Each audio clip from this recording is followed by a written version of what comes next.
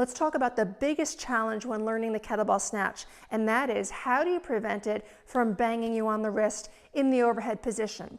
Now, there are two reasons why this happens. Unfortunately, there are only two reasons.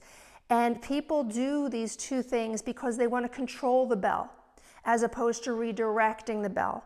So the first thing that causes the banging is that the person is gripping the handle into the overhead position. So you've got your swing, you've created your pendulum, and then as you bring it up, you're gripping the handle to try to control it, but inevitably it bangs you.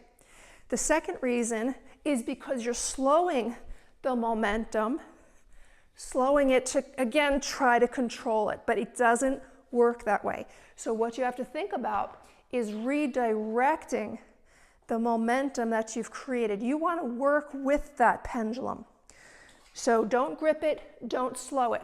As the bell comes up, you want to just redirect it and slip your hand through quickly, redirecting that bell.